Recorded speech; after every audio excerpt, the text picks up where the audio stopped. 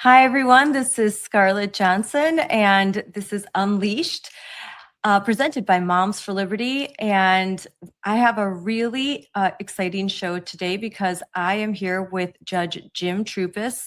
He is a Wisconsin attorney, a former judge on the Dane County Circuit Court. And if you aren't from Wisconsin, then you have to understand Dane County right now is very progressive. But there was a time where we had conservative justices on that Dane County circuit. Before this, he built a career in private legal practice focused on constitutional law and intellectual property. And he, even earlier than that, he was a clerk for the Illinois Supreme Court. He earned his undergraduate degree and JD from Northwestern University. And in addition to all of this, he served as a campaign attorney for President Trump in 2020 here in Wisconsin. So thank you for joining me today on Unleashed. Well, thank you for inviting me. I appreciate the opportunity. You have your wealth of knowledge. And so first, you have a very unique story that I want to share. But before that, I wanted to pick your brain because you're an attorney and you have so much experience. What do you think of what's been recently announced in Wisconsin in New Richmond, Wisconsin? And for those who, again, don't live in Wisconsin, this is a small rural community that borders Minnesota, very conservative. And they were very surprised to learn that there was a secret policy that allowed biological boys in their daughters' bathrooms. And it was only when the girls finally broke down and started to tell their parents what was happening that parents became aware of this situation. And so we have to ask ourselves, why did it take so long for these girls to talk to their parents? Well, I'm finding out more and more every day. And some of the nurses, the staff, the administrators that work in the school district are very vocal about their support for the trans community. They make it very clear their ideological bent and their position. And I believe that there is a lot of intimidation and fear placed on these children, such that they were so uncomfortable telling their parents. They feared telling their parents what was happening. And they still fear going to the bathroom, and they fear going to the principal's office to get a pass to use one of the single stall bathrooms. So they're caught in this sort of dynamic that they shouldn't be because they're just kids and these are adults. But thankfully, the Trump administration, because of the work of the parents, community, Moms for Liberty, Vicki, and so many in new media getting this out there and filing complaints with the Office of Civil Rights and the Department of Education, there has been an investigation is going to be launched. So you know more than I do about what does that mean when a type of investigation like this is launched, and what are your thoughts about what's happening in Wisconsin? Well, I'm going to give you a bit of background that you are unaware of and that I think has never reached the press. New Richmond, Wisconsin is the home of John Doerr. You don't know John Doerr. He's long before you. John Doerr was the first director of the Office of Civil Rights at the United States Justice Department. Wow. He was appointed by Eisenhower when that department was created by Republicans. Remember, the Republicans created it over the Democrats, a filibuster. The Democrats attempted to prevent the Civil Rights Division from even being created. Eisenhower insisted upon it. John Doerr from New Richmond, Wisconsin, was appointed as the first director. When John Kennedy was elected in 1960, they had, of course, made civil rights a major issue. So they faced what was an incredible question. The first director of the Department of Civil Rights, to which Harmeet Dillon is now heir, was a Republican, but really more like a Wisconsin Republican, which is more independent, I suppose, than most. But John Doerr was an extraordinary attorney, extraordinarily well respected by the Democrats and Republicans in Wisconsin. And so Bobby Kennedy chose to keep him there as the first director of the Civil Rights Division of the United States Justice, was assisted That's so cool. by a former partner of mine.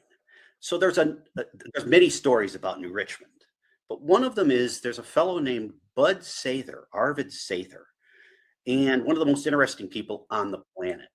But one of the things he was a pilot. He flew off of aircraft carriers. He literally flew planes carrying nuclear weapons at the time of during the 1950s, when the Cold War was serious.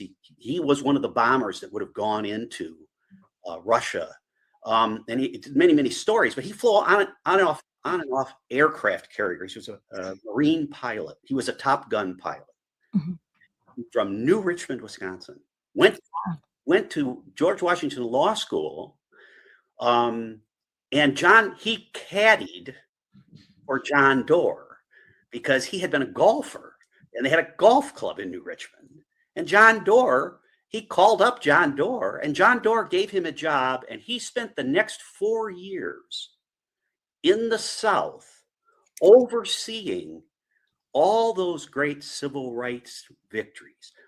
Wow. Two guys from New Richmond, Wisconsin. Every time something comes up on this matter, I send a note to Bud. He was a former partner of mine in law, and he retired many years ago. But I only mention that because there's a bit of history that brings full circle on New Richmond.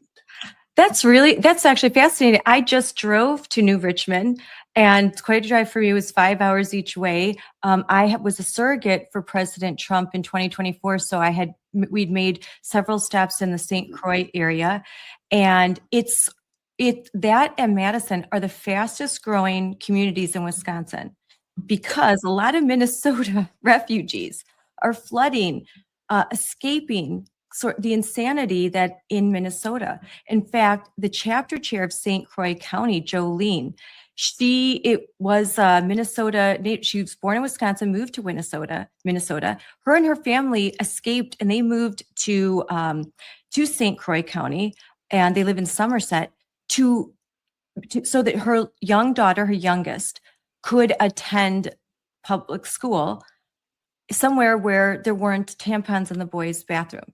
And I mean, it's crazy. She's like, we left, and some of the candidates now running for school board lived in Minnesota once upon a time, and they left, and now they moved to this community specifically because it was a friendly, kind, but conservative, not overly conservative, but more conservative community, a place where they thought we can raise our kids. They'll be safe. We don't have to deal with this whole insanity after the George Floyd incident, all of that.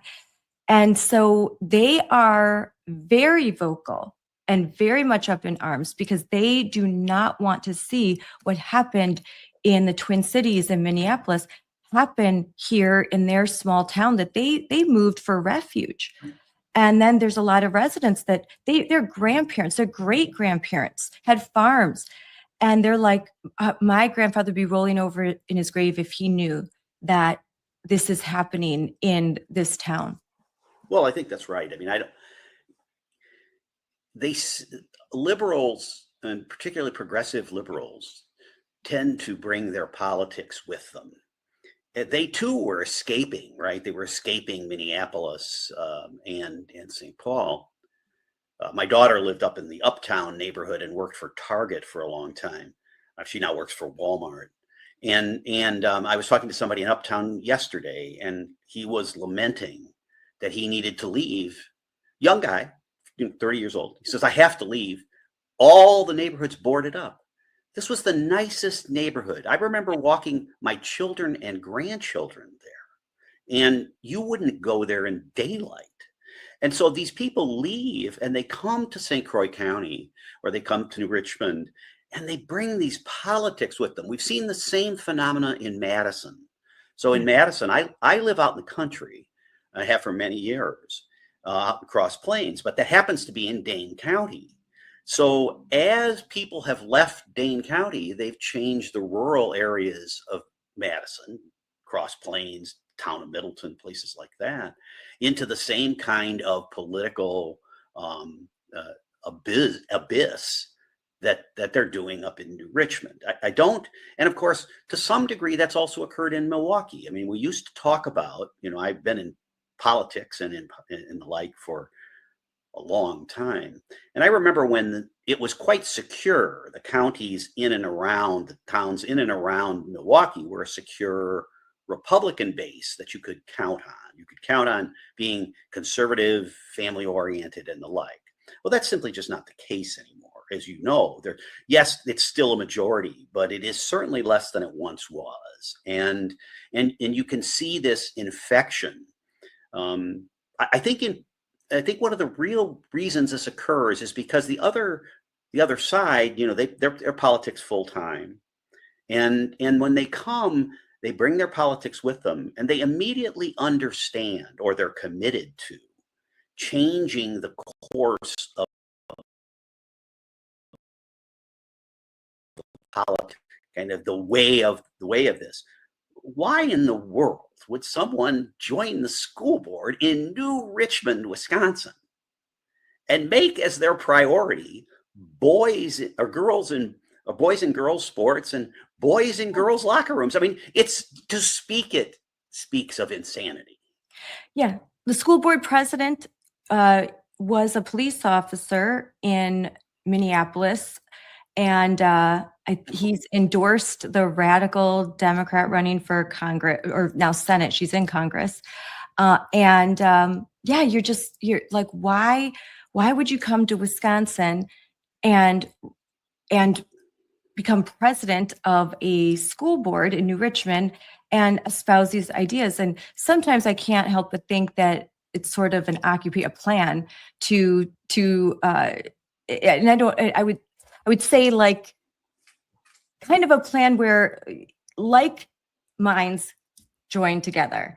And so you've got the teachers unions who have just a war chest, more than anyone can comprehend. I have had to run against this war chest and this machine, and you underestimate it at your own peril, because we underestimated it. We thought, when I ran for school board, we were out. I was on Vicki McKenna like a couple of times a week. We had all this energy, all the people, and our opponents, we never saw them. They never held a rally. They hardly did anything. And we thought, oh my gosh, look at all this energy we have. Then election day got 41% of the vote, and we were just shocked. Like, what happened? And it's this machine. It's so powerful, and there's so many mechanisms and so many ways that they can get the vote out in ways that we don't understand. But in particular, the administrators, the teachers, they would have one-on-one conversations with parents saying, if you vote for her, then she's going to remove funding. She's going to do this. She's scary. It's all true. And I think one of the problems that we have is we've never gotten into, by we, I mean a more conservative bent, more traditional, is that we haven't been committed to process in the way that the other side is. So what you've just described is process. One of the things that I've been fascinated by my entire legal career, which in a way set me apart from most others, is the process by which we elect people, the process of the law. And I mention this because one thing you didn't mention is way back when I was a mayor of a city. And at one point, I actually quit the practice of law and ran political campaigns, national political campaigns. So I've been involved at national level politics for a very long time. Oh, really? Which city were you mayor of? A little town in Illinois called Mendota, which in Wisconsin would be one of the 25 largest towns in Wisconsin. Oh my gosh, I have friends in that area. You do? Yeah. Well, you don't have to mention them on air now, but I'd love to hear about them. Sure. My father was essentially he was born here, but he was a Greek immigrant, spoke Greek. He went to school. When he started, all he did was speak Greek. And so my grandparents, we ran a restaurant, candy store, and my dad eventually went to Harvard Law School. and stayed in that little town. And I came, and he had been mayor. I came back. We had our 3 children in that small town, my wife and I, married 50 years. And Oh. we, and so I've been intensely interested in the way in which politics devolves. That led me to a career in redistricting. So some of the people listening here will. That's a hot topic right now. We have to get to that. I have friends in Virginia that are very worried, and I'm worried too. Still in Wisconsin. At one time, I was the only. I had tried more redistricting cases than any other lawyer in the United States. Wow. And the one of the reasons I could do that is because I was so interested in the nuts and bolts of politics, not simply the law per se. And early on, a fellow named John MacIver, who's legend in Wisconsin, Big John and I, one of the first people I met, I worked at his law firm. He hired me. He understood the importance of redistricting. And so he tasked me with participating in redistricting. And until the Trump case, most people who knew my politics, to the extent I let anyone know, knew that I had been representing the Republican Party, the governor, the senators, the congressmen, the state legislature in redistricting since, frankly, 1980. And so we'd gone through a series of those. I was called out in a number of them. But the point was, I always appreciated that redistricting controls the outcome. Yes. It can control the outcome. And that in Wisconsin, the only thing you needed were fair maps. You didn't need gerrymandering. All you needed was a map that geographically, if you would divide up the state. I remember debating the head of the ACLU in Minnesota about this one time at one of their conventions, and I said, "Look, I never have ever advocated for gerrymandering. Why would I? In Wisconsin, we don't need that. They need it on the left. I mean, obviously, they need it on the left. Obviously, it's fairly obvious that our state Supreme Court will ultimately approve a change in the map this year because they're so intensely political. And that's sad to me because communities of interest and the like are important to us, not dividing towns, villages, counties. People have a right to elect representatives of their choice. And that ought to be the way it is. We ought not be rigging the system based on political views. When people say, well, the map, is wildly political. Well, why would you make it wildly political? Who cares? I mean, I care about representation over a long period of time. So the irony here is that that's the way we approach redistricting. So you have a long history in Illinois. I have very good friends in Illinois that are fighting the good fight, but it's very hopeless for them there. What they go through to be a conservative in Illinois, because it's a real warning, because it's happening in real time here in Wisconsin. Yes, it is. It's happening in Virginia in real time. In real time. It happened in Minnesota. So what happened in Illinois? You saw it. You were there on the ground, because Illinois was once like Wisconsin, where it alternated between Republican, Democrat governors. It wasn't this uniparty state like it is now. What happened? Well, when I left, it was still in pretty good shape. Yeah. So when you look at that again, people my age know that. Yeah. What was it like when you left? There was a Republican governor. Look, there were successions. Begins with Dick Ogilvie. Dick Ogilvie was a state's attorney in Cook County, a Republican state's attorney in Cook County, because suburban areas of Cook County were still moderate. They were. He was the first. Then Dan Walker, who was a governor, and I knew him quite well, and his son, and he was a conservative Democrat, so he was in the conservative Democrat. Then Big Jim Thompson. So Big Jim Thompson, and when I say big, I mean 6'8". He was a professor at the law school, at Northwestern Law School. I had been editor-in-chief at Northwestern, and so I had gotten to know him, even though he was he was a U.S. attorney at the time, but he taught part-time at the law school. He was an author of the criminal law textbook. And Jim Thompson was genius, brilliant, just brilliant. And he had been a U.S. attorney, he'd been a professor. So when he was elected governor, he just took control and said, we're going to change things. And among the things that you see in Chicago now, you're familiar with Wisconsin or with Illinois, all of those tollways, when you go west toward Aurora, and it's, called the, oh gosh, I can't remember the name of those are all legacies of Jim Thompson. I was the mayor of that little town, Mendota, when he was the governor, and he used to fly in, and we did fundraisers for him, and I knew him well. He'd literally fly in, bring his daughter down, and they would play with my children at the local festival in those days.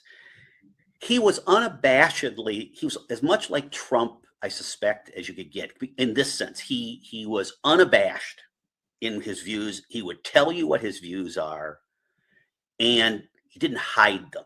Republicans are so timid. They've become so timid. And so the next Republican governor was Jim Edgar. Again, a good friend. I like Jim Edgar. He had been Secretary of State for a long time.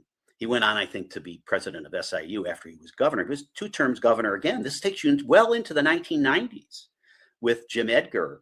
But Edgar was an administrator. He was a bureaucrat.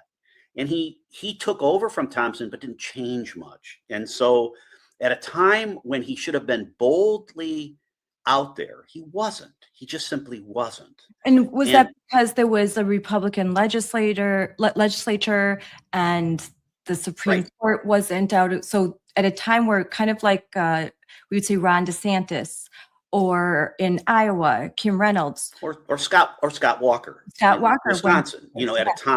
At a time when one could credibly make the argument that the state of Wisconsin was a middle ground state with Republicans controlling many aspects, Democrats present and also participating in legislative rulemaking, legislative matters, judicial matters. Then that was during, so Scott Walker, I think, represented the last of that in Wisconsin, where he too was, most people would say a spectacular governor. Again, like so many of these people, I've known them, represented them, and what have you. But when Scott ran the last time, when Governor Walker ran the last time, it was probably ill-advised because, he lost. And now you can see in one fell swoop, someone like Evers, assisted by Call, can remake the state. I mean, they're remaking the state as we watch. I mean, that's the reality. They have, between the two of them, the Attorney General has an agenda equally, in fact, I think to the left of Evers, considerably to the left. Yes. It's a playbook that they learned in states like Illinois when they got power. Did they quickly redraw maps in order to, in Illinois? Nobody ever thought that was possible. So technically the legislature, so in the 1960s, I'm sorry, it's so much history here. But from the 1960s, I'm sorry. No, I apologize. 1980s. In the 1980s, they were unable to approve a map early in the 80s. I was at that time in Illinois. I was doing redistricting in Illinois, and the legislature came back into session for the purpose of redrawing the map, and they did that early in the 1980s after an impasse. It was always understood, I think, by those of us who were sort of experts in the area, that the legislature could technically draw maps whenever they felt like it. Okay, technically, but no one thought such a thing would ever happen. I mean, just it's on that scale of it just doesn't. It violates basic norms. When was it expected? What was the custom? When would you redraw maps? What would trigger that? The decennial census. So each 10 years, whenever there was the census, then you would redraw, because it's the only. Now understand, it's the only official numbers that you have. Mhm. They may not be perfect, that we can attack them, but that's all we have. So anything after that is being driven by something other than the numbers. And the standard for redistricting always was, number one, equal population. And number two was substantially compact and contiguous.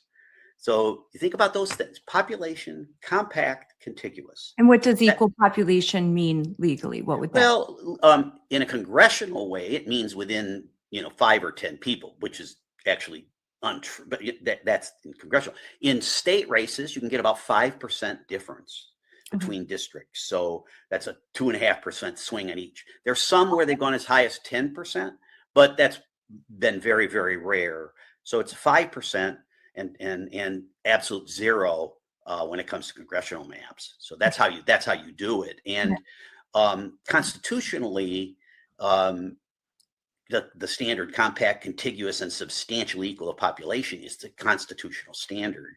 So compact and contiguous, you can't, for example, have the city of Superior in northern Wisconsin paired with the city of Waukesha in southern Wisconsin and call that a legislative district. That would violate our state constitution. So, and pretty much every state constitution. So those are the standards. With the advent of computer programs, which we used for the first time, actually, as far as I know, in the country, in 1990, in Wisconsin, in the federal court before Judge Troupis, 3-judge panel, and then again in the year 2000 with Judge Easterbrook in the Eastern District.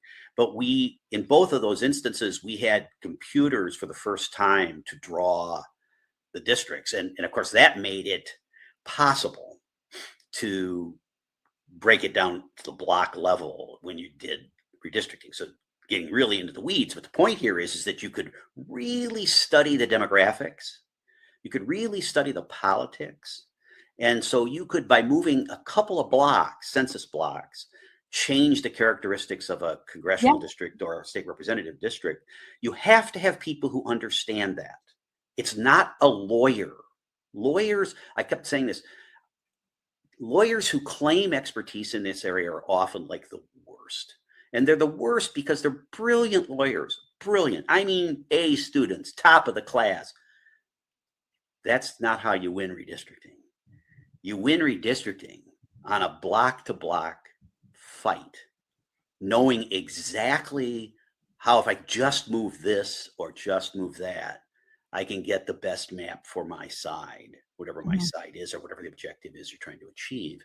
And so that's why you don't look to lawyers have been controlling the process in the public. So people reading the newspaper think it's all about the lawyers and what have you. It's not.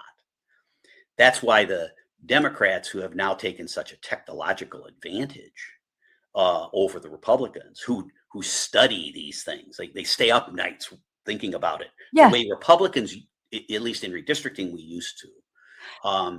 But now they've understood it. They understand it better than we do. And they dominate it there. It's not the law. I keep coming back to it. It's not the legal arguments that make a difference. It's really very practical. Redistricting is a very practical process. Yeah, they did. I saw it in my own state Senate district. They drew Dewey Strobel right out across the street. Yes. I mean, come on. They drew him out of his district by literally just walking across the street. That's how they drew it. They could have and then he's out. He's out of his, a lot of chaos ensued, and they made that Senate seat much harder for him, and he ultimately lost. He lost his election. And but that's what let me take you back to what you asked, Scarlett, which is really important. And the work that you do is and Moms for Liberty is so desperately important. When we sacrifice the ground game, when we sacrifice our willingness to stand up for something, we lose. That's been the reality since the Ronald Reagan years. I grew up in the Reagan. I mean, as an adult, I had opportunities to meet Ronald Reagan and what have you along the way. And I mention that because we stood up for something, but people screamed at us. Let me tell you, I know people keep thinking, oh, it's terrible what they say about Trump and what have you. You should have been there in the 80s. Go look it up. See what the other side said about Ronald Reagan. See how they went after anybody who supported Reagan. I That's mean, good to know. that was the reality. And Reagan stood there and took it and kept on a clear path to his the achievements that he They had. tried to assassinate him too. He survived an assassination attempt. Exactly. Yeah. I think that, the parallels are significant, but people like you, policy is made on the ground. Policy isn't made in Washington. Mhm. It just isn't. We in the courtroom, courts at the local level, 99.9% of the cases in America are decided at the circuit court level, the lowest court in the country. So for a person who goes into that courtroom, that's the end. That's the highest court in the land. Not the U.S. Supreme Court, not the Wisconsin Supreme Court, that circuit court. So you think about how different it would be. We're seeing this lesson very much on the federal level because of the failure to appoint enough district court judges. But look at how the district court judges around the country are controlling the outcome. It will take years, maybe decades, to undo that. But here in Wisconsin, as you know, Scarlett, whether it's Dane County or whether it's the St. Croix County Courthouse or whether it's Waukesha or whether it's Green Bay, all of these places, the person you put on the bench will likely control the outcome of every dispute. There will be a few that will rise up. But what if those kids in New Richmond could have just thought, well, I can just go to court. I'll get a fair hearing. The judge will say, this is crazy, out the door. I don't know the judges up there at this point. I don't know that did or didn't happen, but I know based on my experience on the trial court bench, and as well as practicing law for 50 years in doing real trials, is that the judge controls the outcome. And we on the Republican side, not so much Republican, but conservative side, have failed to put up the candidates, put up the money, put up ideas at that level, and we suffer accordingly.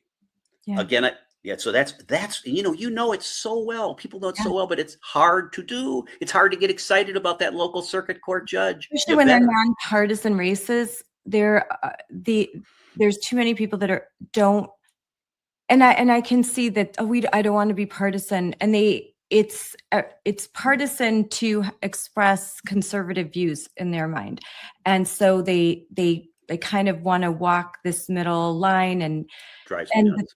I know it, because it doesn't work, because people don't know who you are. They don't know to vote for you. They don't trust you, and it's hard to raise funds when it's really hard, and it's hard with school board too. And they don't want to get involved. They don't want to be political. And this is where we need you the most. And we need the most respected people of the community, the people that are like, I'm too busy, or I don't want to rock the boat in my life. And if enough of those well-respected people in a community stood up and said publicly what I hear privately, these things wouldn't happen. They wouldn't happen. There's some great examples of that. I'll talk to my own family.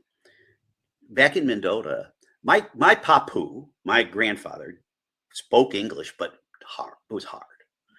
And he was so respected. He raised his children. He had a business. He came and did this in the 1920s and 30s. He was so respected that in the 1940s, he was elected president of the school board in Mendota. This was a man who spoke English, but it was very much a second language, little or no education, but he was a leader in the community. His son goes on, I go on. Let me take you back to Supreme Court races. There's so much of this knowledge that gets lost, again, before your time. But in the state Supreme Court, so in the 1990s, The change in the state Supreme Court has been a sad process in Wisconsin. But in the 1990s and early 2000s, the Wisconsin Manufacturers and Commerce and other groups to which I was, either counsel or very close to, we created a group that's purpose was to recruit judges. And we did that. We recruited judges from around the state to run for the circuit court, to run for the appellate court, and to run for the state Supreme Court. So we had an organized effort, and this comes out of, a wonderful governor, Tommy Thompson, and followed by an even more wonderful governor, Scott McCallum. And those two believed in the judiciary. Tommy, of course, was a lawyer. Scott was not. But they supported our efforts from start to finish to elect judges, starting at the local level. You got to have a bench. You got to build the bench. You got to let them go up. It takes decades of dedication. That straightforwardly led to the conservative majority on our state Supreme Court. I won't go into the recruitment that went into those judges that you see and have seen in the last 15 or 20 years. But let me tell you, that didn't just happen. Those people, many of them who ran, some who lost, but those who won and those who lost will acknowledge that it was a lot different process than it is for Maria Lazar now in Wisconsin. Because we did dedicate at the top of the political structure, at the top of the corporate structure, like I said, Wisconsin Manufacturers and Commerce, that we would get and commit resources, time, and effort in recruiting and getting the best candidates and then supporting them as we could. Again, that starts out at the circuit court level and it continues up through the process. So just like you in the school board, Scarlett, and the school board up in St. Richmond, it starts there. It doesn't start by running for governor. It doesn't start by running for senator. It doesn't start by running for Congress. That's the end result of years of dedication and service by a lot of people. And again, you know this from the organizations you work for. So. And for context, Judge Maria Lazar is running with the Wisconsin State Supreme Court right now. We have early voting starting on March 24th here in Wisconsin, and election on April 7th.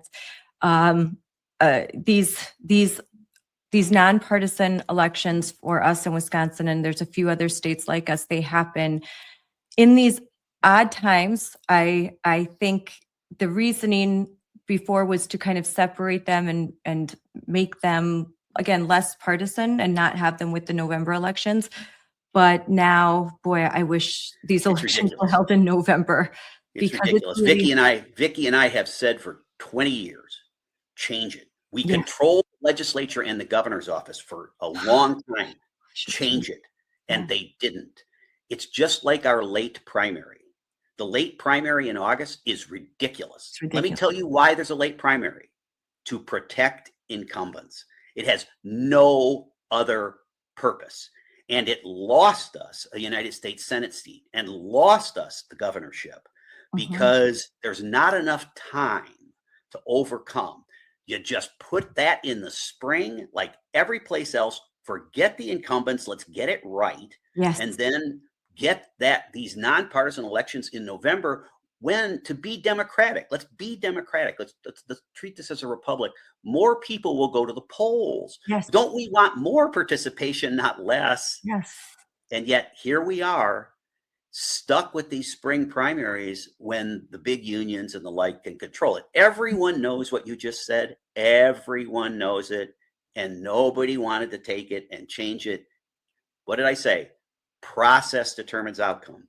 That's been most of my legal career, explaining to people process. That's why, whether it's redistricting or whether now we're talking about judicial recruitment and candidate selection, it's process. And you've got to have people who care about process and work the process and continually work the process.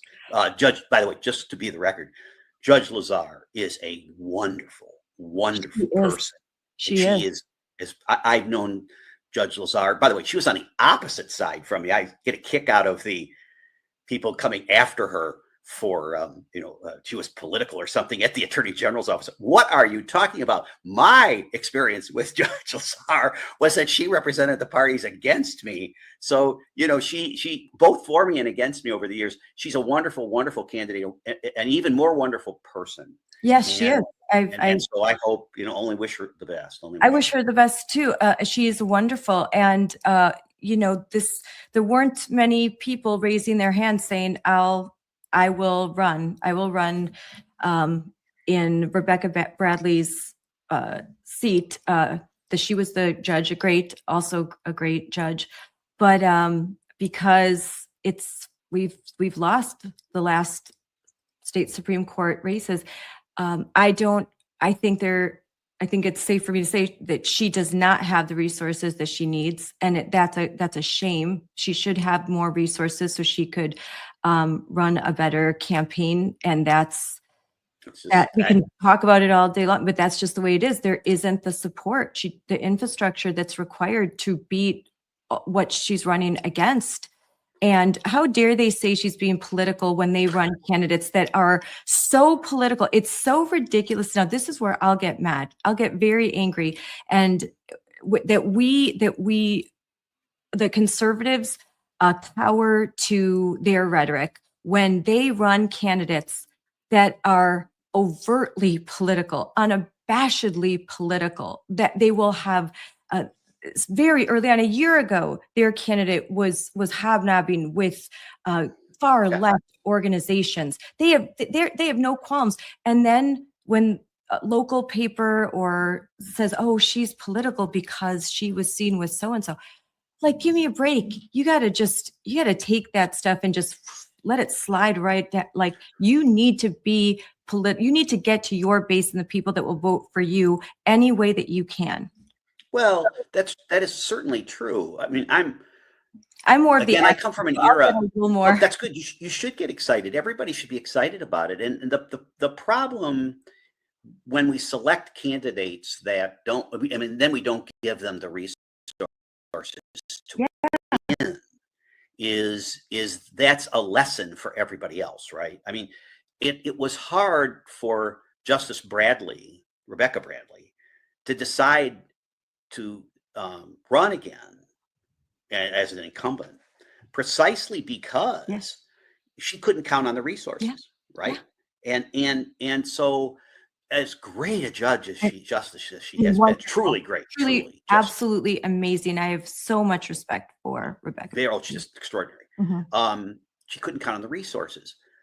Also, we've created a situation in judicial races where the meanness of it overtakes everything. Yeah. And finally, we've created a situation where they are perfectly willing to state publicly what their positions are so that their base can get excited.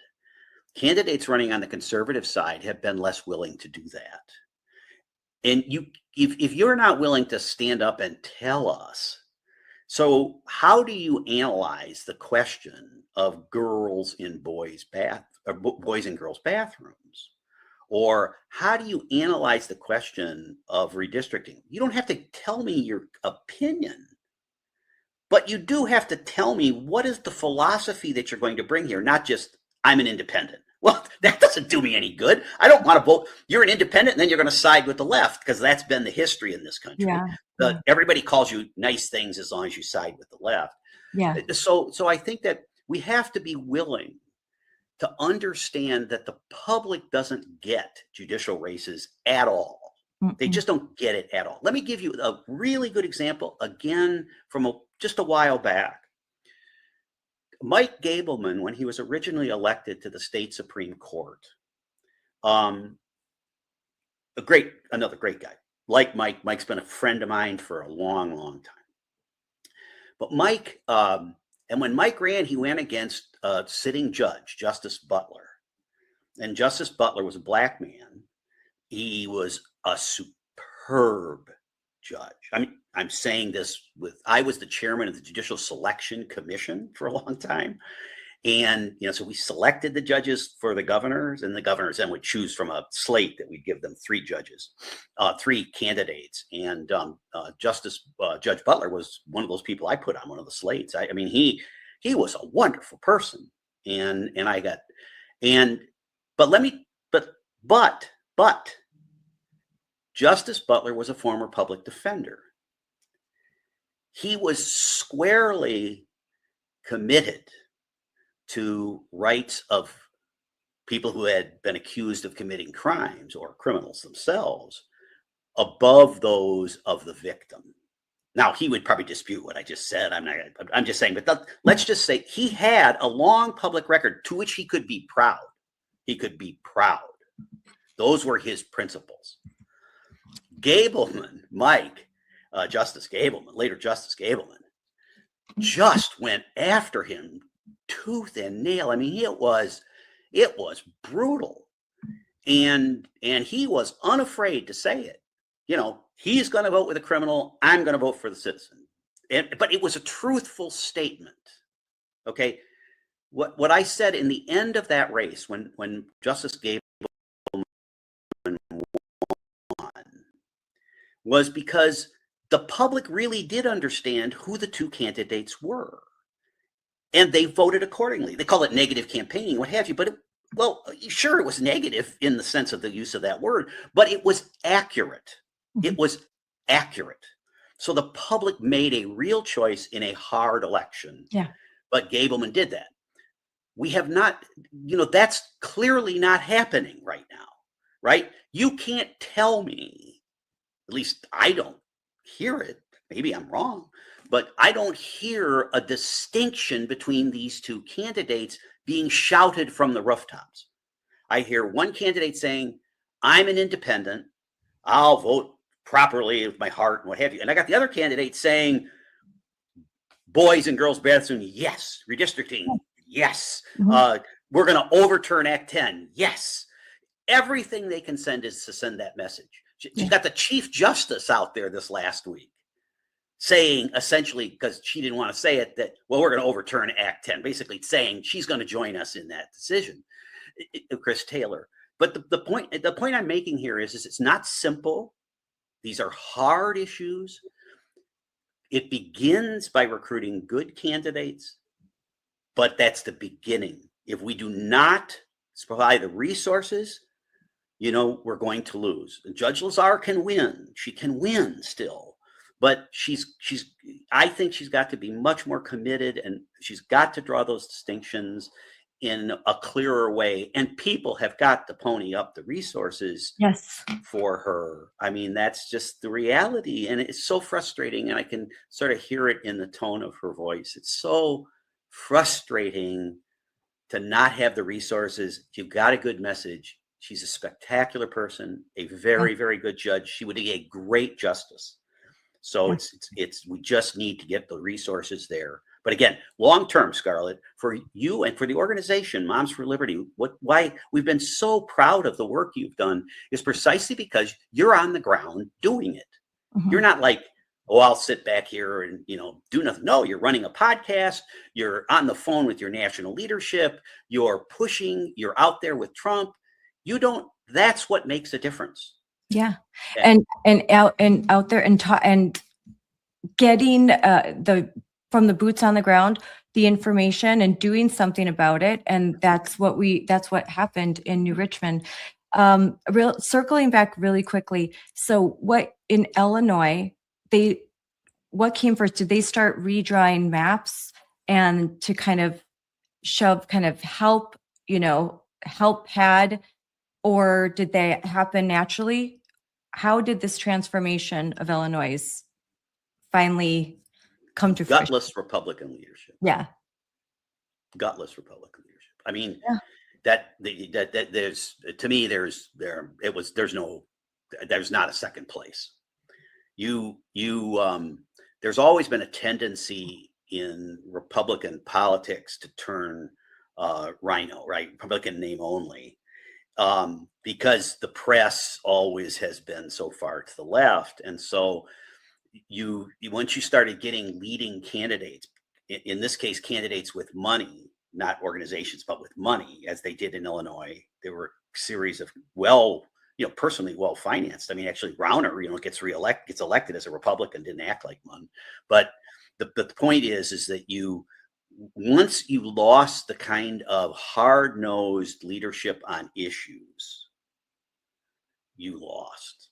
Mhm. Because the sheer population dominance in Illinois comes out of Chicago. So you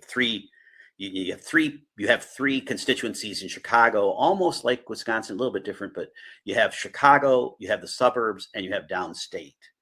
Traditionally, each one of those has had representation, and it balanced with the state. Everybody made fun of the city of Chicago, but as they came out to the suburbs, they started to flip the suburbs. Then we had a lot of, I want to watch my words, I don't mean to be mean, but we had an awful lot of women who came in the suburban areas and became like worried about the way people approached certain issues, whether it's abortion or gay rights or whatever it happened to be. So they started, and we've seen that all over the country. We have certainly seen that in Wisconsin. The woke white woman, yes, I know. Yeah, and it's just I'm an observer of it, not a participant in a sense. I can only observe those patterns and say, well, we as Republicans have to make choices. Sometimes they're real choices. Mm-hmm. And when you don't make choices, they'll be made for you. Yeah. And that's essentially, so in Illinois, what you saw is the demise over time of leadership on the Republican Party that turned way too moderate and without ideas, and the Democrats simply took advantage of it. You also have, something that Scott Walker, praise be Scott Walker on this, Act 10, the unions in Illinois make the unions in Wisconsin look like kids play. Yeah. Okay. I mean, like kids play. Dainty is what the unions in Wisconsin are compared to what they are in Illinois. So, that if you wanted to get to the money side of the equation that you just talked about, I was talking about the people side of it, but the money side of it, I mean, the unions just dominate Illinois politics. And there is, once they took control and altered the structures across the board, they're not relinquishing it. And of course, we're seeing Chicago die in front of our eyes, and we're watching that, and it's sad because great place, great city. Yeah, I mean, great city. Then there's a rise of a different kind of Democrat, a socialist Democrat, a woke far left, and I think that Republicans, even these weak Republicans, thought this is crazy. Like everyone, and I don't think they knew how to deal with these people, nor did the more conservative Democrats. And they underestimated what they would do. And for them, there is no mercy. And if they can't get legislation passed, because even if they have a majority control, if they can't get things across the line in Illinois, guess what? That then they redraw the districts until they do. They're not going to stop. So they're going to make sure that even if you think, don't you have enough power? No, it's not enough till they have the complete power. Till they have all of it. Like see California, right? Yeah. Super majorities. Yeah. They're not like Republicans who will stop and think, well, we have enough power. We're good here. We're good. No, they will keep going till they have complete. And that is something that Ron DeSantis, and we've got there are a few leaders across this country have figured out that if we're going to win this, when we have power, we have to use it. Of course, not in defiance of the state constitution or the federal constitution, but everything that we can do that is constitutionally protected, that is right, we will do. We will do all of the above, and we will consolidate our power, and we will make sure that we're going to look back, and even we're going to fix the universities. We're going to fix the schools. We're going to go where the rot starts. And we need to we can't let these cesspools continue and think that, oh, we're winning. We're not winning until we provide a path for the next generation. And when you look at what's happening in education, which is what we deal with primarily in parental rights and these social issues, For too long, conservatives, me among them, before all of this, I wasn't paying enough attention. And I thought, live and let live. I just want to be left alone. I'm going to move to a place that's mostly conservative, which my area of Wisconsin was when we picked this area, because we thought this is a nice conservative area, great schools. And now I'm going to just live my life. Well, hold on. They're not going to let that happen. You can't just sit back and think, okay, all done now. Yeah, that's not the way it works. Look, we have the best example in the United States, in my view, in Senator Ron Johnson on how to address things. Okay. Mm-hmm. I mean, Senator Johnson is a superstar. He's not a star. He's a supernova. I love him. And that's what they say in Washington. Why do I know that? Because I hear them complain about him. And when I hear people in Washington complain about somebody, I know they're doing something right. Yeah. And Senator Ron Johnson, we are going, he's a few more years and we're going to miss him. We are going to miss him like nobody's business, because he was unafraid to stand up and do what needs to be said and do what needs to be done. Again, let me give an example for you and your national audience. When Senator Johnson was deciding to run or not to run, I remember I sat down with him, as did many other people. I'm just one of many people, and begged him to run, because there was no way that anybody could replace Ron Johnson. And he had made a pledge that he was only going to serve a couple of terms. But the world changed. Yes, COVID. And he looked at what was happening, and he made the hardest decision. He's got kids, he's got grandkids, he's got wealth, he's got respect and prestige. Mm-hmm. I was there the first time he appeared at anything in 2010 at a Tea Party rally. Until then, he had not been involved in politics. In 2010, on the state capitol steps, Ron Johnson showed up, and he decided to run for Senate. That was a rather important day. And I say this because when Ron ran the last time, I don't know if you recognize this, if people recognize this, he ran every day, everywhere. Yes. He was like Tommy Thompson.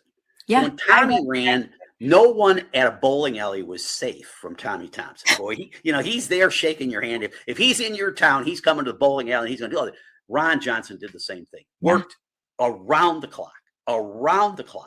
Yes. Never stopped. He didn't have to do that. He wins by 20,000 votes. He wins by almost nothing. He wins, by the way, the difference between having locked drop boxes and not.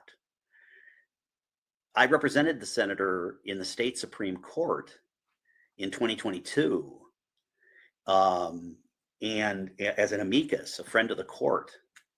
The liberal justices tried to make it impossible for me even to appear, interestingly, but the conservatives stuck and said, no, we'd like to hear from the senator. So they allowed me to come in and speak on the Dropbox question. And you may recall the difference between the Trump election in 2020 and the Johnson election in 2022 was there were no drop boxes in 2022.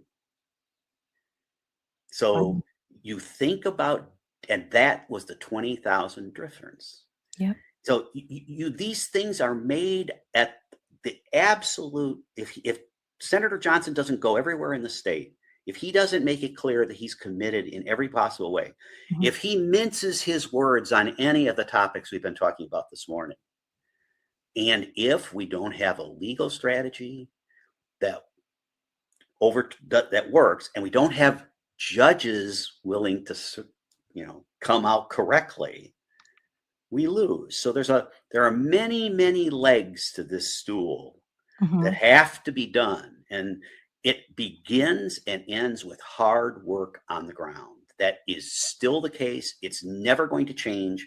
Now we add to that, if you don't command the internet, if you don't command, Yes.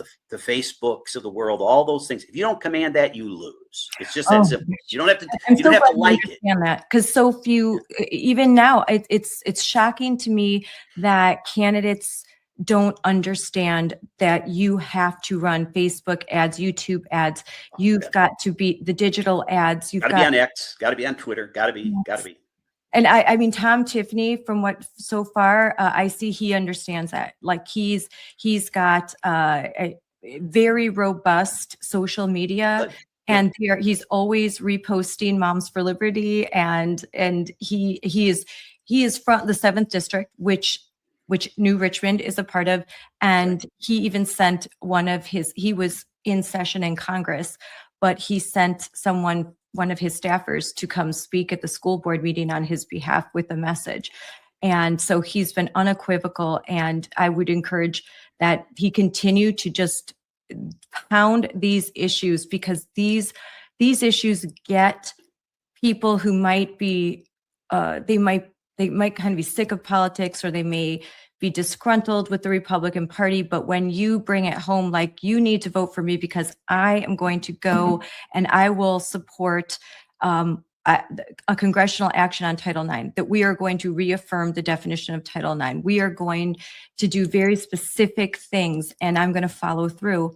And that's with the 7th congressional district. There's a contest there right now, but for Tom Tiffany, that he will sign that what was passed by the Assembly and the Senate just last week.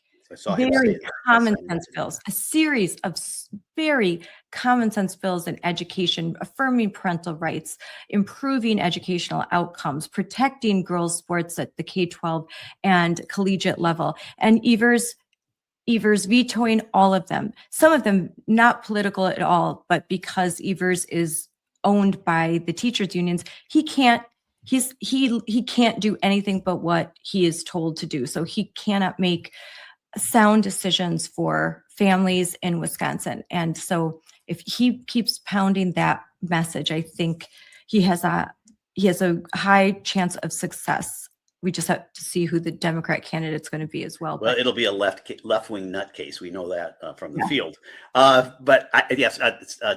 Tom Tiffany's doing a really good job getting out there, doing the grassroots now, getting out on the internet, unabashedly conservative on social issues.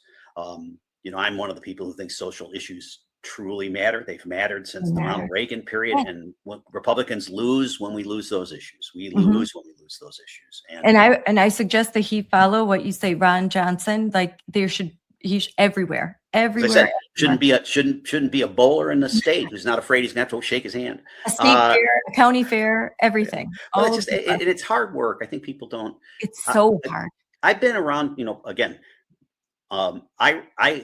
after I was mayor, I was no longer a politician. I have not been a politician. I'm a lawyer for politicians, and I've represented them in many, many different capacities. But one of the things that I have come to respect is the sheer number of hours that all of our legislators or others have spent, school board members, city councils. I mean, I think it takes a special dedication to do that, to know that your Saturday and Sunday is booked, that you're going to have to be at that parade. You're not going to be there for Tommy's graduation. Yeah. That's a requirement we have of our political leadership. And again, Republicans have not been as willing to make those sacrifices as have Democrats and progressives. And I think that's just the reality. It's not it looks on one level like it's a sort of a cerebral game, but it's not a cerebral game. It's you showing up at the New Richmond School Board. It's a wonderful example. That's just a wonderful example because it's so high profile. But there's 1,000 of those board meetings every night around the country. And did somebody stand up to talk about the things that they care about? Did somebody run for election for those? So those are, I'm now old, and I look back and I think about how important it is to have people who are dedicated to doing those things. And I do not discount the amount of time and effort. And I always push back when people, say something about, laziness or whatever. That's just not true of the people in the legislature. In other words, they may be wrong-headed, but they're not lazy.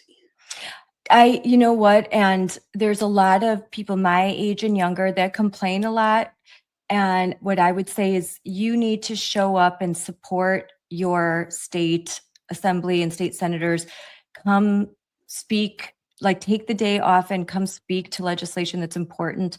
At the very least, send emails in support of legislation, be aware. Or there's organizations like mine, Moms for Liberty. When we send you the emails and alerts, respond, do something. We're serving it up to you on a platter. You just need to do that little bit of extra work. And I would say I've been a part of the county party now, and there's a lot of retirees, and there needs to be more people that are my age and younger taking that time. Yeah, you're going to miss something, and maybe there's going to be sacrifices, but take the time to attend a county party meeting, take your time to volunteer for a campaign, and just get involved, do more than just complain. So if you can't run for school board, actively support someone who is. Give them $100, give them $50. Anything that you can do. You have to just do more than complain about things and vent on social media or listen to your favorite podcaster. That's not enough. That's nice, but it's not nearly enough. You actually have to do things and get involved and be uncomfortable. And I'll tell you what, people may say mean things to you on social media, but they say terrible things. And I'm surviving, and just don't read the comments sometimes. A good suggestion. Just remember, half the people hate you and half the people love you. It's not real. Who cares? Who cares about the opinion of people that hate you? I care about the opinion of people that love me, and I want to do right by my country and by my family. So I don't really care what people I don't like think about me. I don't like them very much either. And I definitely don't want them to hold positions of power. So I need to do something about that. And so does anyone who cares about an issue. Back to Illinois, Richard Daley. So I was in law school when Mayor Daley passed away. And, he used to say they'd have the press conferences, and these are, you can read about these things, in the days of the great corruption, the great machine, the great Daley machine. And the reporters would say, they would scream and yell and rant and rave at him in the public, whatever. And he would always just lean over the mic and he'd say, then just run against me. and, that's the reality. It's not, you may win, you may lose. But participation is the key, not just in running for office, but in every aspect of it. You summarize things. People can always write a check. I'm amazed how many people will not write a $25, $50, $100 check. They go out to look, I go to the pub, I go to the tavern on Saturday night for a fish fry and I spend $50 to $100. I mean, so come on, write the check. $100 in a school board race will mean a whole bunch of signs. It's astounding, but just a little bit what this would mean. Again, I think we're only now learning it again. I think we were able to get away without that for a long time. But I also do think that standing up for real issues matters. I really, really do. And it's not, I talk about all this importance of getting involved and what have you, but if at the top, if we don't have candidates that are willing to say the hard things, say them out loud, defend them, we'll lose. In my 70 years of history, that has always been the case. It's always been the case. And it's still the case, and the consultants can say whatever they want, triangulate this, triangulate that. But at the end of the day, someone who stands up against boys and girls bathroom, show me 70% of the population goes, Yeah, why are we even having to say it? I mean, part of that 70% is a little embarrassed that you're actually saying it out loud, right? But Mhm. but this is insane. It's against a Supreme Court race. It's not the Yes. number one issue against the Attorney General, not the number one issue against the governor. So look, you commit on this. You state it. You state it out loud. What Evers just did, I want every Democrat on record saying they agree with him. I want every one of them. And then I want the first campaign ad to be about that. That's so simple because it tells you about the person. Yeah, I always say, ask them, can men get pregnant? Because they're going to say, because it used to be, what is a woman? Ask them, can men get pregnant? Can men is it breastfeeding or chest feeding? And they will go, they can't answer the question. We're afraid to even ask it, Scarlett. Our people think, oh no, you shouldn't say those kinds of things in public. Well, folks, you're telling them to your kids. You're losing elections because of it. So you got to be able to, and again, there are certain issues that tell you a lot about the person. Voter ID is one. The SAVE Act is whether the SAVE Act passes or not, that's a different issue. But the idea of voter ID, I mean, if you say that's not necessary, what does that say about you? I mean, I debated the head of the teachers union in the state of Wisconsin at their national state convention back in the 1990s. Oh, wow. On this question of voter ID. And this is before, and I said at the time, I said, how really mean-spirited and racist is it for you to stand up here and say a person of color cannot figure out how to get an ID? That's ridiculous. I mean, it's so offensive if I was a person of color. I mean, it's offensive. And there's no retort to that. Yeah. There's no response to that because it's a true statement. Mm-hmm. I mean, we have same-day registration in Wisconsin. How in the world? We have the highest voter turnouts in the country, and it didn't change with or without voter, ID. So the idea that someone would advocate against voter ID has to be one of your very top issues, not because of voter ID, but because it tells the public your attitude toward people and toward responsibility, right? These are the issues. And so there are tells when it comes to questions of who do you hold responsible for what? And that's a really easy one. That again, I think we sell it the wrong way.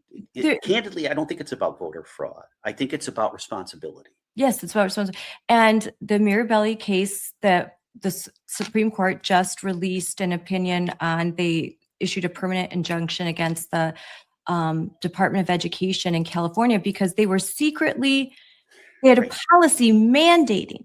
So the Department of Education in California said you must, if a child wants to secretly use a different name, pronoun, one that and assume what they would say an identity that is in defiance of their actual biological sex, and they don't want their parents to know, that you must keep this secret.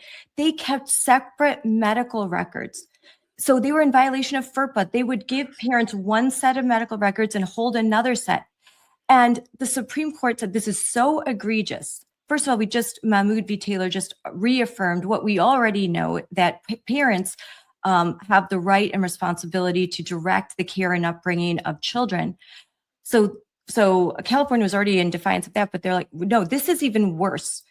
Like before we were addressing curriculum and what you're reading to kids.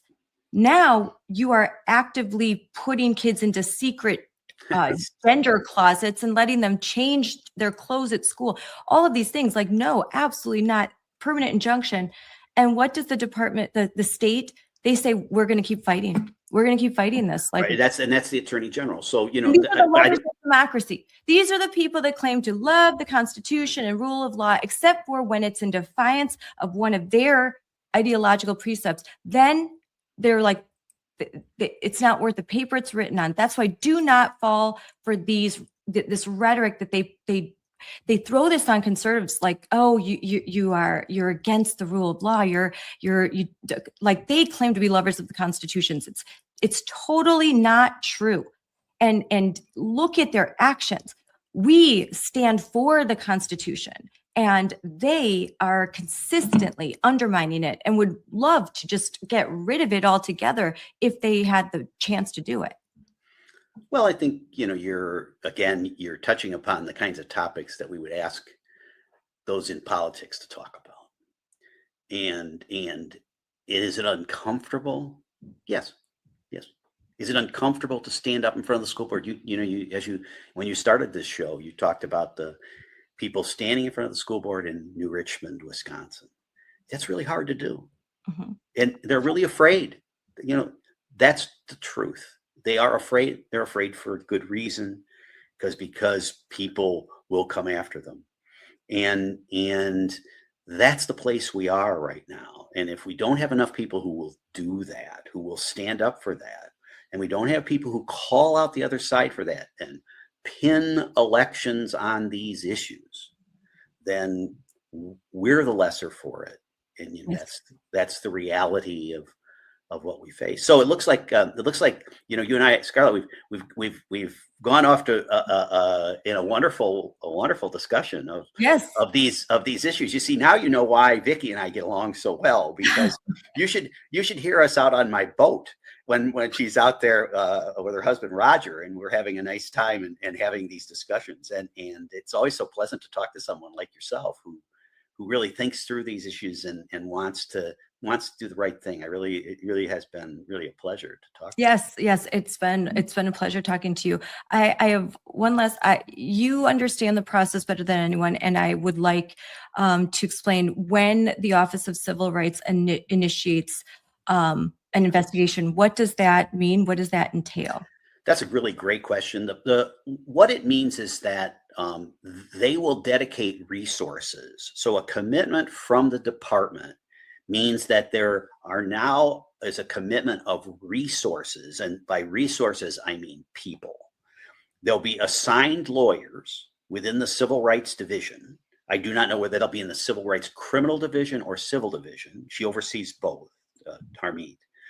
So you have, and they have different consequences, but they start out essentially the same. The assignment of lawyers who then look at the legal case, and then a plan will be laid out, and an investigation will be begun, directed by the Department of Justice, not the FBI. This foolishness out there. The FBI answers to the Department of Justice. So an FBI agent or agents will be dedicated now to the investigation. So serious people. And they'll determine the public record of things first. So what do we have? And then once they've got the public record of everything, so the things you've submitted, the things everybody's submitted, they'll go through that, and then they'll lay out what they'll call something like a discovery plan. And the discovery plan will simply be, how much can we get voluntarily? How much do we have to get by way of subpoenas or other forced activities, right? Forced thing. The Department of Civil Rights has a lot more leeway than a pure criminal division because they're civil and criminal, so they can do both. So they'll whether they'll go by way of a grand jury, so they'd have a grand jury that would issue subpoenas, or whether the subpoenas would come under their own authority, civil authority. Generally, what will happen is to first start with, in a situation like this, I think they would start with requests. So if you do not have it in, you should have a public records request in to the New Richmond board, or any boards, that you want all communications they have received from the United States Department of Justice or anyone acting on their behalf. Good. So then so that when they get that request, the first request will not be a subpoena, but will be a letter, almost certainly, requesting certain information be provided to them by a date certain. And then the school board will have to make a really serious public decision, which they'll try to do private. They'll try to do without telling anybody. They got to sit down with their lawyers and ask, how much of this are we going to fight? And that tells you everything. And that's an area where, from a political standpoint, if you've got elections coming up, that becomes really important, because you're talking about real money. I mean, real money to hire likely lawyers out of Minneapolis to come in and contest a Department of Justice request. That's every single dime of that is coming out of the school budget. Every single dime is taking away money from the kids. And even people, so the people who are on the periphery here, who aren't committed on the social issue, certainly are committed on, why are you wasting resources? Just answer the question, right? What's happened with this, probably the most important thing that's happened, is it's called attention to it. And now it's forced the board to make economic decisions which impact their ability to educate the children. So they're, on the one hand, you can argue, well, it's a bad thing. But most people perceive it as, well, just cooperate. Whether the outcome is good or bad doesn't matter. You're a public body, just cooperate. You don't have to have a lawyer. But so we'll see. Again, that's the steps that you have. A civil generally begins as a civil investigation, not a criminal one. And there's a lot of reasons for that, the ability to get information. If it transmutes into a criminal investigation, you'll probably know it. I mean, because the nature of the subpoenas and the like, and they'll go to a lot of other people. But I would not be surprised, Scarlett, if Moms for Liberty didn't get a request at this point from the lawyers in charge at the Department of Justice for what information can you provide us? And you ought to be providing them everything you have before they ask. Yep. So that the less footwork they have to do, the better. And then they'll make the decisions accordingly. So that's generally the process that you go through. And again, irony here, New Richmond was the first head of the Civil Rights Division. I'll bet Harmeet doesn't even know that. Yeah. Well, that sounds to me like you said, that they'll have to hire outside attorneys, very expensive attorneys, if they want to fight back, which I think the current school board would absolutely fight back. There is a school board election. There's one candidate that is on the ballot, 2 that are write-in, and they are conservative. They are endorsed by Moms for Liberty, and they are running on this. This is their main issue, Title IX. Though they are very thoughtful parents of children in the school district, so they have skin in the game. And they actually said, this is our main issue, but we're actually we're concerned about the outcomes that we've seen, the reading, all of that, the scores, the NAEP scores have been plummeting. We're concerned about safety. So they're like, actually, this is the issue that's getting us here, but there's a whole lot of other issues that we want to deal with.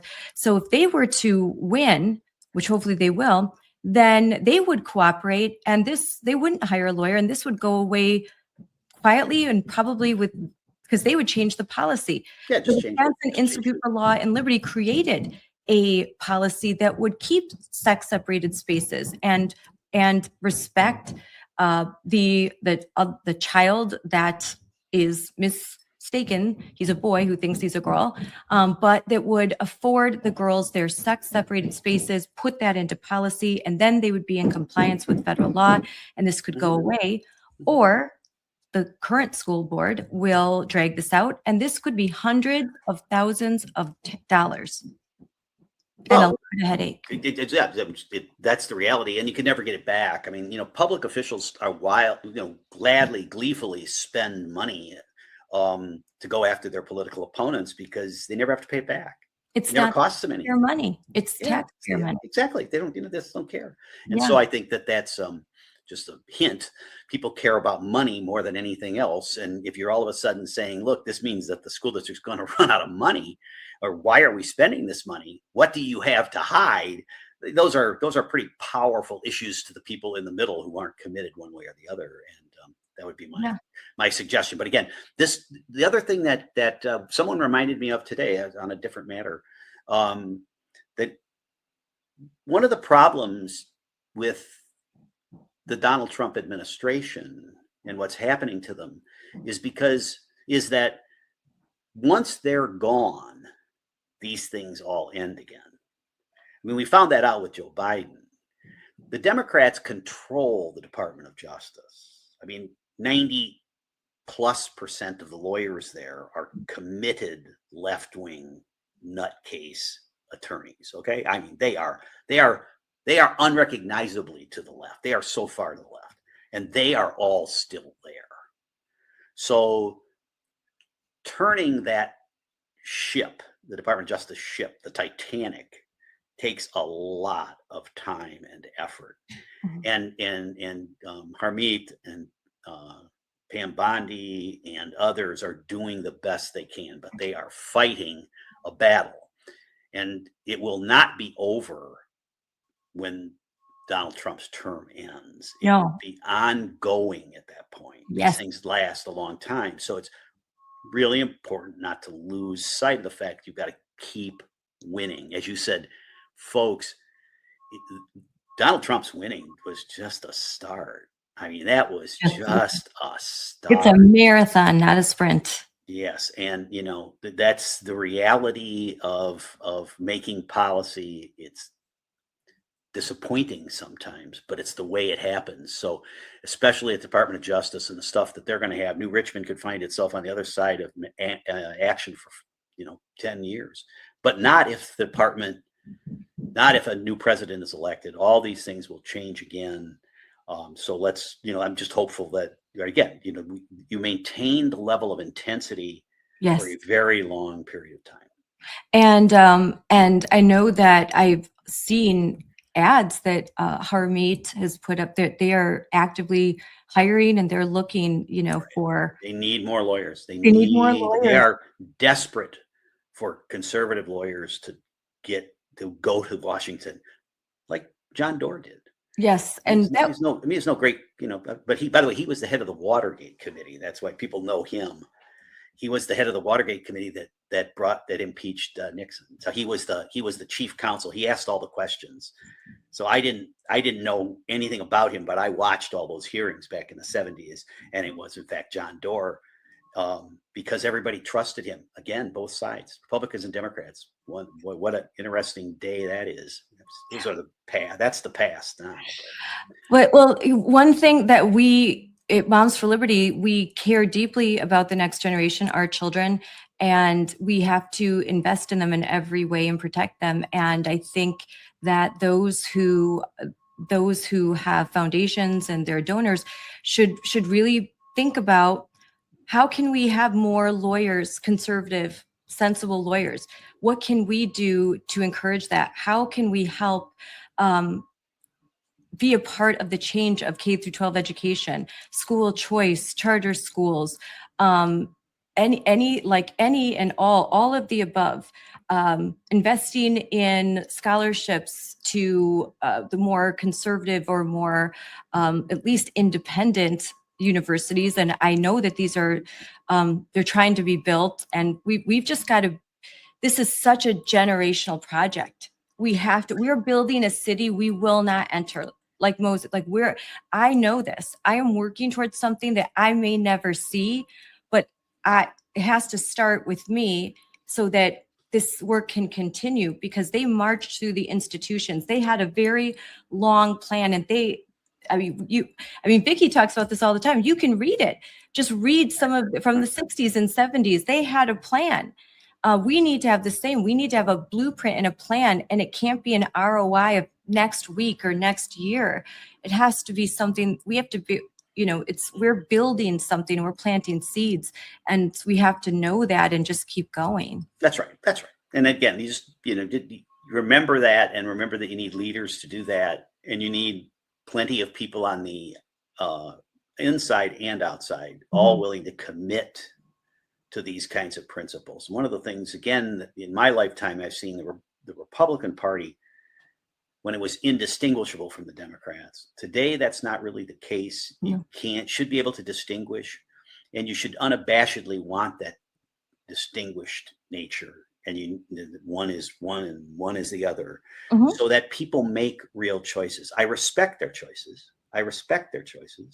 But so often we're not a participant in that choice process. And that if you're not a participant in it, if you're not committing real resources over time, you can't be disappointed when the other guy takes control. I mean, when the other Yes. guy wins, that's the nature of the democracy, of the republic that we have, is that you may not win today, you may not win tomorrow, but you might win someday. Yes. There's example after example of that. Those of us Yes. who are religious, those of us, and now that I have so many decades behind me, I can say that. I mean, I've seen those ebbs and flows.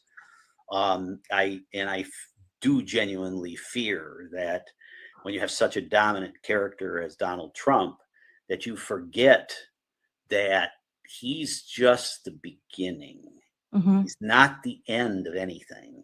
And if we don't continue that at every level, down to the school boards in Waukesha, we're Mhm. going to lose. Yeah. We will not. The other side has understood that for a long time.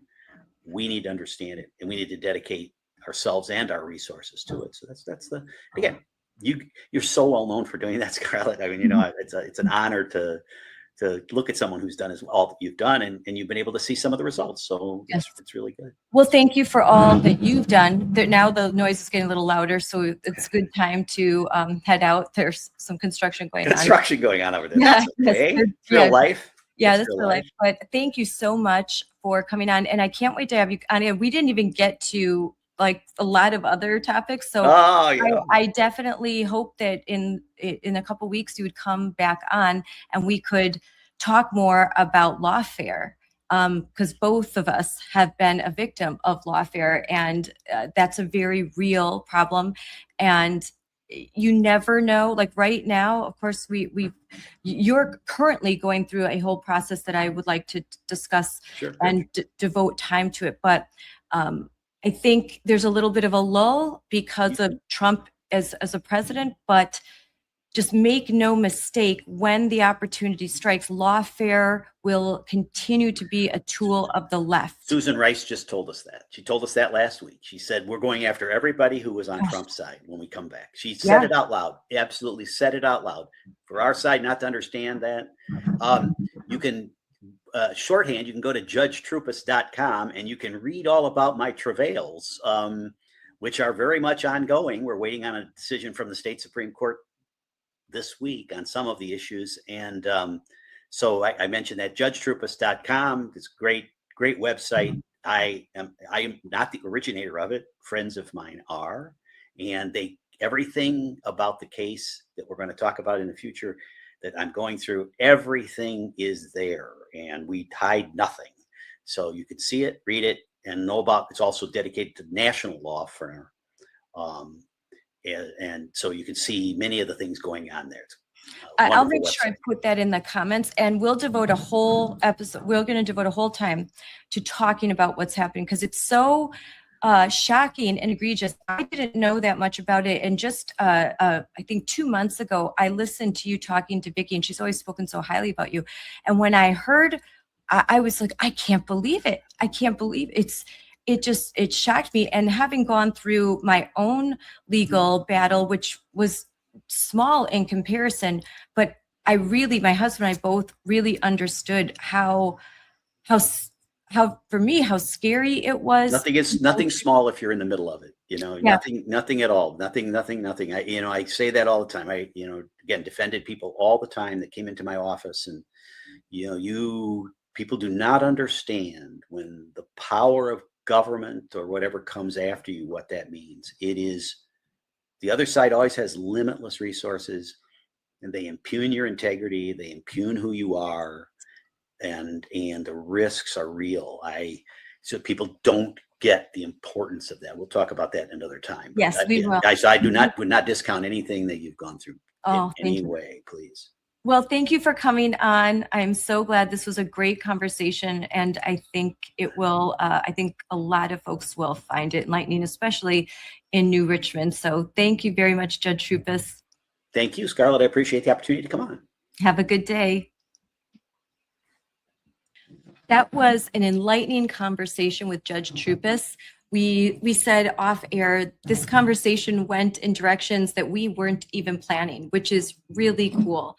I learned a lot, and I hope you did too. So thank you, Judge Troupis, for coming on. This was a lot of the topics that we've been exploring recently revolve around the law, constitutional law, what's happening with the Office of Civil Rights. And it's because these are important conversations to have right now, and there's victories, there's setbacks, but still we persist, and we must. So thank you for tuning in to Unleashed. And if you enjoyed this episode, please subscribe to our YouTube channel at Moms Number 4 Liberty. That's Moms, MOMS, number 4 Liberty. And please, if you are interested in learning more about Moms for Liberty, go to our website at www.moms4liberty.org. So thank you and have a great day. Parents, you must always hold the keys to the AI toolbox. AI is already in classrooms across the country. Millions of teachers are using AI in various ways. They use it to grade papers and to streamline their workload. They use it to create individual learning plans for students. And students are already using AI too. They're using it for research in the classroom, and some are using it to create new technology and use it in innovative ways to advance their learning. It's really exciting to see what's happening. Truly, there's also a downside to having AI in the classroom without any guardrails. We hear stories in the news already across the country, and parents are testifying that this is happening. Parents who say character AI is also pushing dangerous content to kids, and at times acting like a digital predator. These companies knew exactly what they were doing. They designed chatbots to blur the lines between human and machine. 1 in 5 high school students reported that they or someone they know has had a romantic relationship with AI. Researchers found the bear openly discussed sexually explicit and dangerous content with kids. The other problem that we're seeing with AI is it's not always true.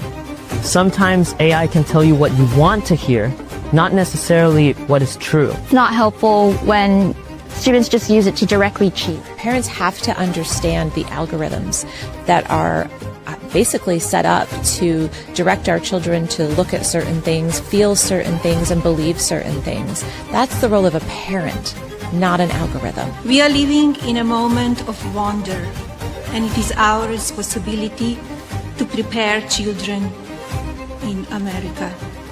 Moms for Liberty is leading the charge on unifying, educating, and empowering parents to understand AI and how it's impacting our children. We're already doing this by joining the AI and Education Task Force under the leadership of First Lady Melania Trump. I've personally attended 2 meetings at the White House on this. I've spoken to members of the cabinet about the guardrails that need to be put in place to protect our children.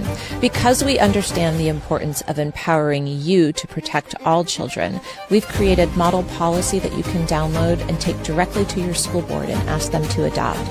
We've created school board speeches that you can change and modify for yourself and use to speak to your school board in a public forum. We've created draft policy for the state level that you can go meet with your state legislators and ask them to sponsor the bill and start moving it through the process so that all the children in your state will be protected.